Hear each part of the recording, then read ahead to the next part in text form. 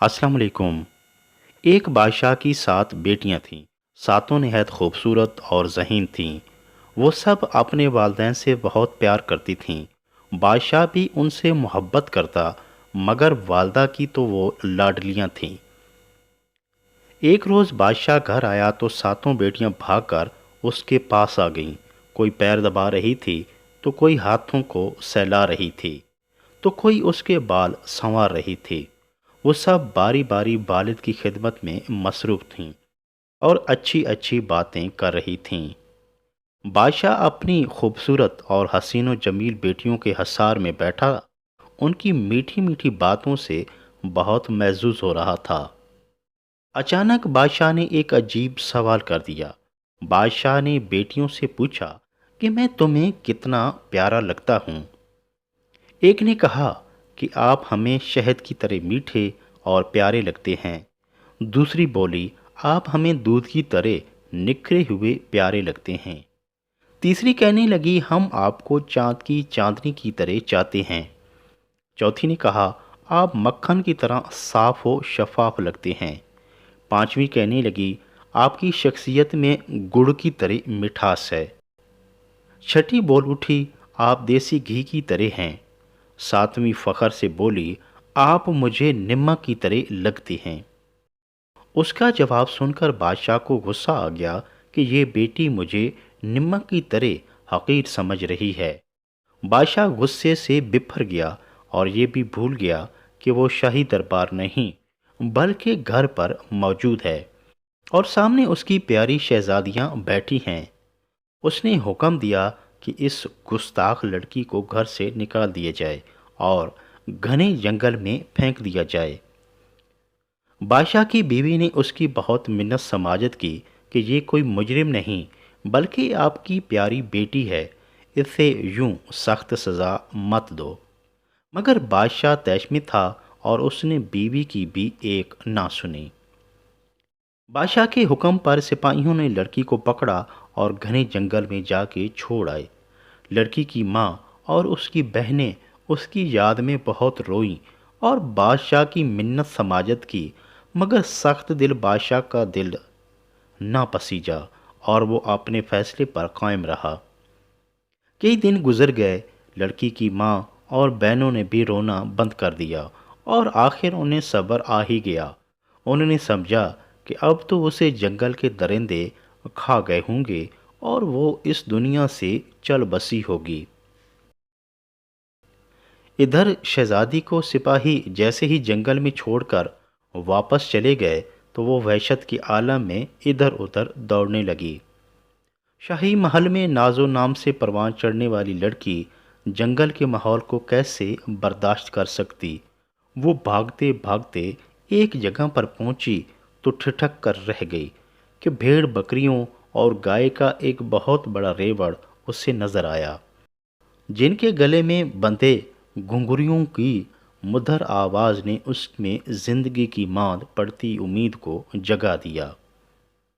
वो आगे बढ़ी तो उसे एक नौजवान चरवाहा नजर आया जो दरख्त के साथ टेक लगाकर जानवरों के लिए खूबसूरत रस्सियां बनाने में मसरूफ था। उसकी गोद में बकरी का प्यारा सा बच्चा दबका बैठा था। दोनों कुत्ते नौजवान के दाएं बाएं चौकस होकर बैठे थे। कुत्तों ने जैसे ही अजनबी लड़की को देखा तो फौरन उठ खड़े हुए और घुर्राने लगे। वो अपने मालिक के इशारे के मुंतज़िर थे। नौजवान ने एक खूबसूरत लड़की को जंगल के इस हिस्से में देखा तो हैरान रह गया। वो फौरन उठा और लड़की की तरफ बढ़ने लगा। शहजादी सहमे और झिझकते हुए उसके करीब आई। नौजवान चरवाहे ने उसे अपनी छागल का ठंडा पानी पिलाया, दरख्त के तने के साथ अपनी चादर बिछाई और शहजादी को टेक लगाकर बिठा दिया। नौजवान चरवाहा जंगल के पुरफिदा माहौल में परवान चढ़ा था। खालिस देसी खुराक और दूध लस्सी के इस्तेमाल ने उसके अंग अंग में जवानी की रैनाइयाँ भर दी थीं और वो किसी तरह शहजादों से कम न था। मगर उसकी सादगी और आमियाने लिबास ने उसकी खूबसूरती को छुपाया हुआ था। حسین و جمیل شہزادی کو دیکھ کر وہ دیسی نوجوان حق کا بکا رہ گیا۔ نوجوان شہزادی کے حسن و جمال نے جنگل کے ماحول کو یکسر بدل دیا تھا۔ شہزادی کے وجود کی وجہ سے جنگل میں منگل کا سماں تھا۔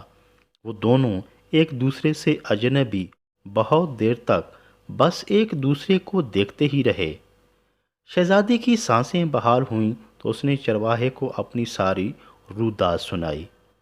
سیدھا سادہ چرواہا بہت حیران ہوا کہ بھلا ایک باپ اتنا بھی ظالم ہو سکتا ہے کہ اپنی سگی نوجوان بیٹی کو اتنی بڑی سزا دے۔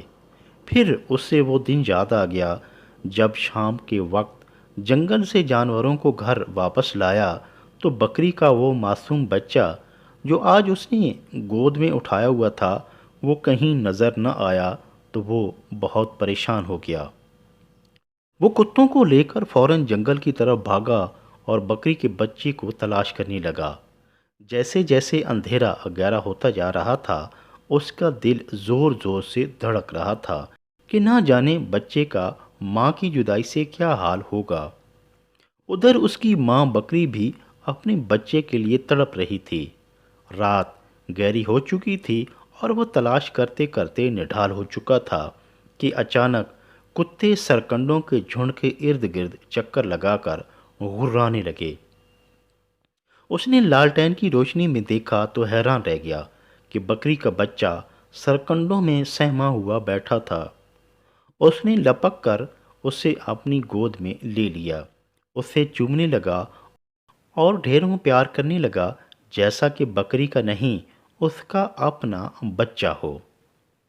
دونوں کتے بکری کے بچے کو صحیح و سلامت دیکھ کر خوشی سے ناچنے لگے اور اچھل چل کر اسے پیار کرنے لگے۔ وہ جب گھر واپس پہنچے اور جانوروں کے بیڑے میں داخل ہوئے تو عجیب منظر دیکھا کہ سارے جانور غمگین تھے، مگر جیسے ہی انہوں نے بکری کے گمشدہ بچے کو صحیح و سلامت دیکھا تو خوشی سے جیسے ناچنے لگے ہوں۔ بکری مامتا کو اپنا بچہ دیکھ کر سکون آ گیا اور وہ اسے اپنی باہوں میں لے کر چومنے چاٹنے لگی۔ بکری کے بچے کی گمشدگی نے سارے جانوروں کو افسردہ کر دیا تھا، مگر یہ بادشاہ کیسا پتھر دل انسان ہے کہ اپنی پیاری بیٹی کو شہر بدر کر کے جنگل کے درندوں کے حوالے کر دیا۔ شہر کے لوگ اتنے ظالم اور سنگ دل ہوتے ہیں، یہ سوچ کر اس سیدھے سادے نوجوان چرواہے کو ایک جھرجھری آ گئی اور اس کی آنکھوں سے آنسو رواں ہو گئے۔ شہزادی کو وہ چرواہا انسان کی شکل میں فرشتہ نظر آیا۔ چرواہے نے اپنے آنسو پوچھے اور اٹھ کر اپنے جانوروں کی طرف چل پڑا۔ وہ واپس مڑا تو اس نے دودھ سے بھرا مٹی کا پیالہ اٹھایا ہوا تھا جو شہزادی کی خدمت میں پیش کیا گیا۔ شہزادی نے خالص دودھ پیا تو اس کی طبیعت میں سکون آ گیا۔ چرواہے نے اسے یقین دہانی کروائی کہ وہ اسے بحفاظت گھر چھوڑ آئے گا، مگر شہزادی نے واپس گھر جانے سے انکار کر دیا کہ کہیں ایسے نہ ہو کہ شہزادی کے ساتھ ساتھ چرواہے کی بھی بادشاہ گردن اڑا دے۔ شہزادی نے اپنے محسن نوجوان چرواہے سے شادی کر لی اور وہ دونوں جنگل میں ہنسی خوشی رہنے لگے۔ ادھر بادشاہ کو کئی ماہ بعد ایک روز شکار کھیلنے کا خیال آیا۔ وہ اپنے سپاہیوں کے ساتھ جنگل میں پہنچ گیا اور شکار کھیلنے میں مصروف ہو گیا۔ شکار کھیل کھیل کر بادشاہ تھکا تو اس کا بھوک سے برا حال ہو چکا تھا۔ سپاہیوں کو دور کہیں دھواں اٹھتا نظر آیا تو اس کی طرف چل پڑے۔ وہ وہاں پہنچے تو انہیں ایک جھونپڑی نظر آئی۔ دروازہ کھٹکانے پر اندر سے لڑکی بولی تو سپاہیوں نے بادشاہ کے لیے کھانے کی گزارش کی۔ لڑکی نے دیوار کی روزن سے دیکھا تو بادشاہ کا بھوک سے متغیر چہرہ نظر آیا۔ لڑکی نے ایک موٹا تازہ بکرا ذبح کیا اور کھانے کا اہتمام کرنے لگی۔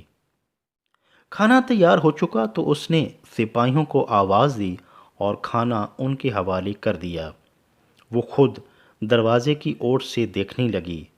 بادشاہ کو بھوک لگی ہوئی تھی اور وہ کھانے پر جھپٹ پڑا۔ پہلا نوالا منہ میں ڈالتے ہی وہ رک گیا۔ وہ اپنے آدمیوں سے کہنے لگا کہ کھانا تو بہت شاندار بنا ہے، مگر ایک چیز کی کمی نے سارا مزہ خراب کر دیا ہے۔ سپاہی بہت حیران ہوئے کہ ایسے بہترین کھانے میں بھلا کس چیز کی کمی ہے۔ بادشاہ دوبارہ بولا کہ کھانے میں نمک نہیں ڈالا گیا، اس لیے اس کی لذت نہیں آ رہی، بلکہ اسے نگلنا بھی مشکل ہو رہا ہے۔ ادھر لڑکی بادشاہ کی یہ باتیں سن رہی تھی۔ وہ باہر نکلی اور بادشاہ کے سامنے آ گئی۔ وہ بولی، بادشاہ سلامت، یہ وہی نمک ہے جس کی وجہ سے آپ نے اپنی پیاری بیٹی کو گھر سے نکال دیا تھا۔ آج آپ کو معلوم ہو چکا ہوگا کہ کم قیمت نمک کی بھی کیا اہمیت اور مقام ہے۔ نمک کی غیر موجودگی نے اتنے اہتمام سے تیار کیا گیا بکرے کے گوشت کے سالن کو بے مزہ کر دیا ہے۔ چند چٹکی نمک کی یہ تاثیر ہے کہ پورا شاہی وفد پریشان ہے اور کھانا حلق سے نیچے نہیں اتر رہا۔ تو آپ خود فیصلہ کیجئے کہ میں نے آپ سے پیار کا اظہار کرتے ہوئے اگر نمک کی مثال دی تھی تو کیا غلط کیا تھا؟ بادشاہ بیٹی کی بات سن کر بہت نادم ہوا اور اس سے معافی مانگنے لگا۔ بادشاہ بیٹی کو زندہ سلامت دیکھ کر بہت خوش ہوا۔ اس نے بیٹی کو اپنے ساتھ شاہی محل میں چلنے کی درخواست کی، مگر لڑکی نے انکار کر دیا۔ اس نے بادشاہ کو بتایا کہ رحم دل اور نیک چرواہے کے ساتھ اس نے شادی کر لی ہے۔ وہ محبت کرنے والے میاں جانوروں کے ریوڑ اور جنگل کے ماحول میں مطمئن زندگی گزار رہے ہیں۔ سچ کہتے ہیں کہ اللہ تعالیٰ نے اس دنیا میں کوئی بھی چیز بے مقصد نہیں بنائی۔ ہر شے کا اپنا مقام و مرتبہ، قدر و قیمت اور اہمیت ہے۔ کسی بھی نعمت سے نفرت کا اظہار نہیں کرنا چاہیے۔ ہمیں اللہ تعالیٰ کی دی گئی تمام نعمتوں کا شکر ادا کرنا چاہیے۔